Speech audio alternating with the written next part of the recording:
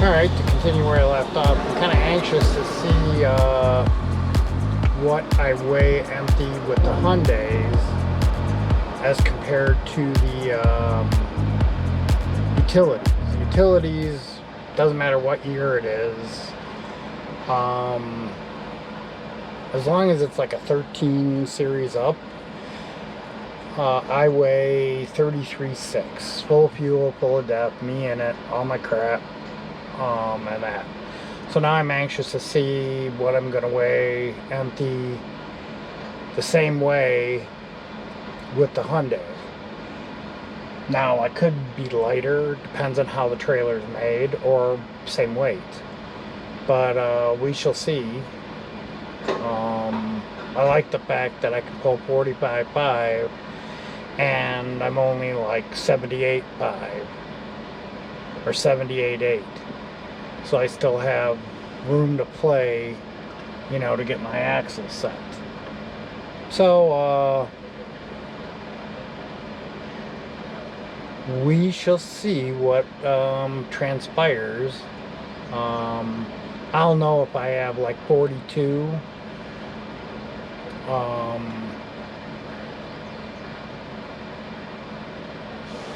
If I come in at 75.6 full of fuel in that, then the trailers weigh about the same. If I come up a little higher, then they weigh a little higher. I'll see how much more that changes my empty weight. But right now we're just waiting on them to get a load, find a load for me, now that I got a trailer. So hopefully we'll be getting out of here pretty soon.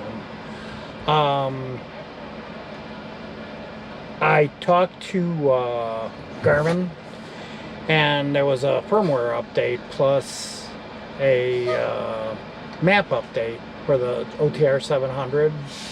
Like I was saying, I was having the lockup or freeze up issue, and we discussed it over there, and we're probably 80% sure it's 80 to 90% sure it's a software issue. I might have, when I was doing that one update, I did it over my phone's internet.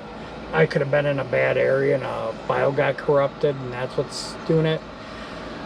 I brought it back with me, but I forgot to bring my, I thought I put my bracket in and my power cord, but apparently I didn't. Well, I picked up the OTR 800 because it's a much beefier GPS and it seems to have more options. I updated it yesterday. I updated them, so firmware and maps are up to date on it. I really like that Garmin series. Just the trip reports are a lot nicer. I had to put my mileage in. So when you're setting it up, if you want to get correct trip reports, set it up, you know, when you're setting up your truck, and it says odometer, set whatever your odometer is right now. And then all your state line mileages will be correct. And so that's what I did. Once I get my OTR 700 set up so it's not locking anymore, I have a Rand McNally 745 and the newer, so I think it's 755. I'll probably sell them, and that, so if you're interested, my 745, before I even send it to someone, I would just run it through update any updates it has, so that when you got it, you won't have to update anything. I'll have to get a new magnet mount, because I think the magnet, you know, the mount went bad. So I'll check it. But my 755 works great. I just, like I said, I really like Garmin's much better. Their POIs aren't perfect, but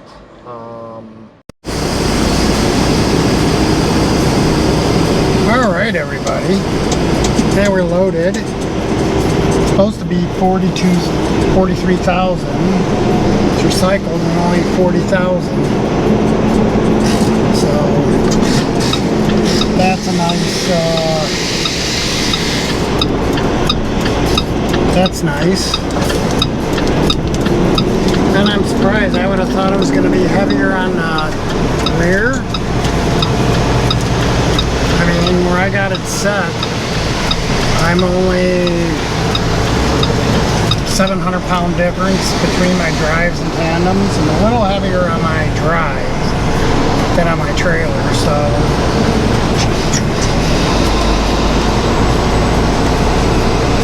it should be good.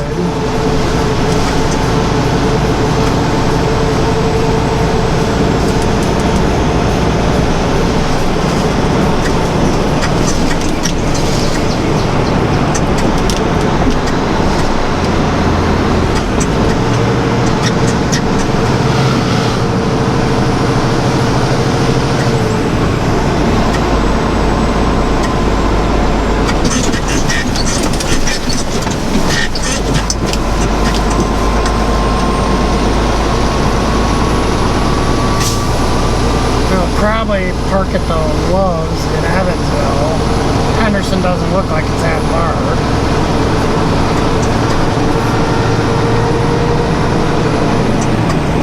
I can't think it's more, at the very most, an hour, but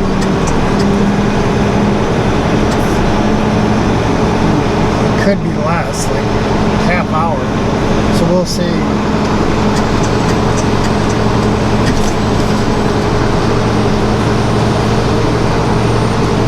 It's a little Joliet neighborhood where this recycling's at.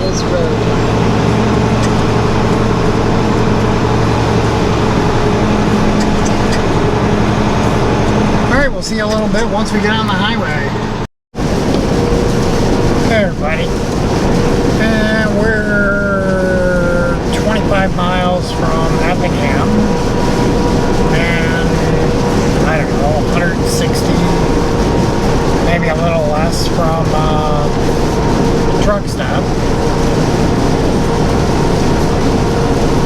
And it's been pretty much like this on and off all the way down here. You'll hit this for a while and then all of a sudden it'll get almost sunny and then you hit another patch.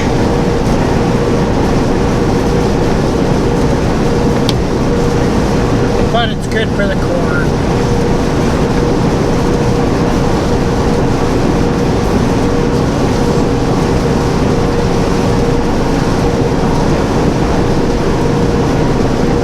Yeah, I decided, an update, I kind of decided not to do the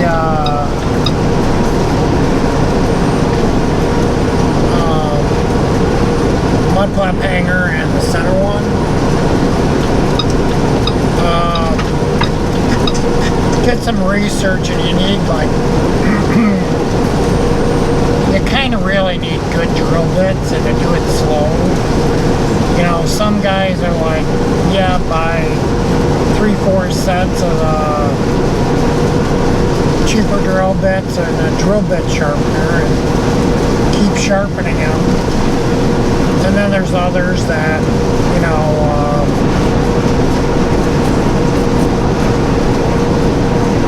buy a real good set.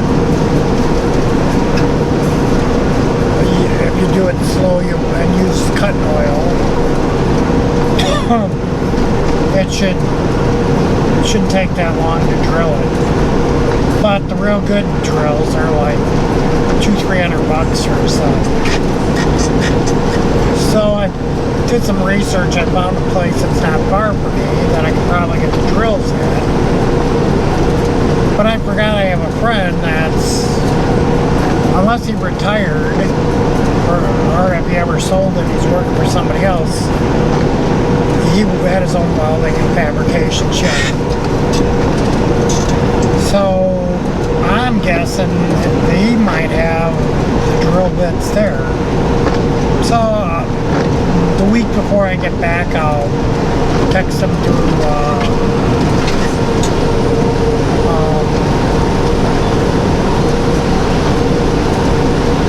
Facebook Messenger, see if he's still doing it, or if he knows somebody that's reasonable and that I go to. Because I was watching Empire Chrome, and they were fixing an install that somebody did of one, and it was flopping in the breeze. The guy used, well, see, on the International, they don't put their frame rail, center frame, cross member far enough back that you can connect to it. A lot of trucks, if you're looking back, there's it might not even be a cross member, it just might be a piece of steel that goes across. Well, I don't have that. So I gotta see if I had to switch over to this camera. Yeah, the 8.9 are real susceptible to heat. I shut it off. And I wonder if on the GoPro 10 I'll go back to, I guess, what was it, 4 and 3 and then had the mic plug in the camera.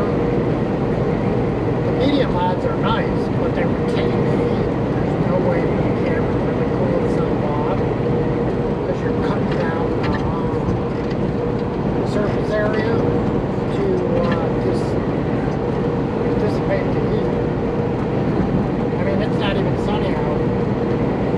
It shut off because normally I don't leave the camera on. I just hit the record button, and then when I hit record again, it turns the camera on. So I haven't been having any issues, so I guess that's the way we're going to have to do it. But what I was saying is that I think I'll contact him and because I'll hopefully get some black stock and put a piece across and down 4 inches on each side and put 4 bolts, 6 bolts, 2 in the middle, 2 on one side, 2 on the other to hold it in the middle, to strengthen the framing of it. And then there's slots to fit 4 screws in, but in order to use washers you gotta stagger them, so I gotta figure that out so I can put the center hub on. But the wiring isn't really going to be that big of an issue. I just got to go into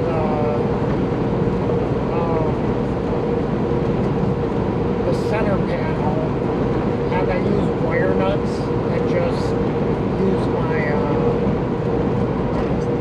low shrink wrap connectors and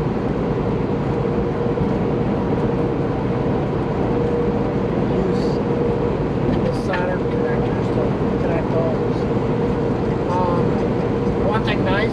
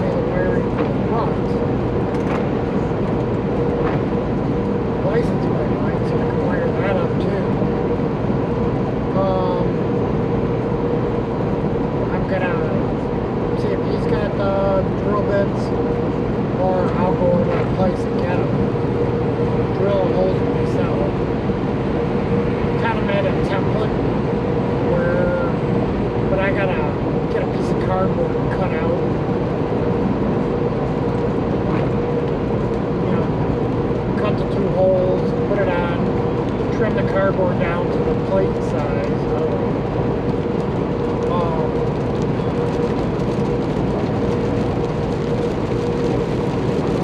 mud flap hangers, and put it in, take the mud flap, old mud flap hangers off, and see if I can just, put a mold hole above and below the old one, and mold it right there. If I got to slightly move it back a little bit, so I don't have the corner of the mud flap hanger above the frame.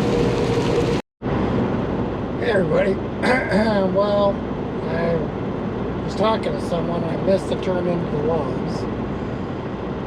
So I went to the Plain J across the street. As long as nobody screws me and double parks out of that thing, I'll be able to get out in the morning.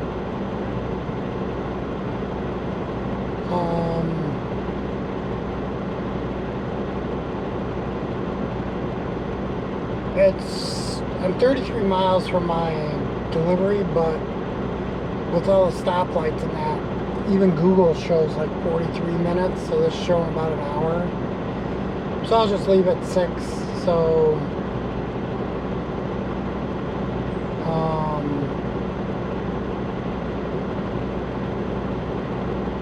I'll go under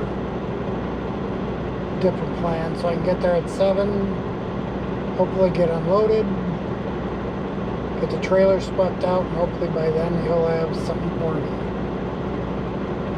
Alright, we'll see you in the morning. You have a nice evening.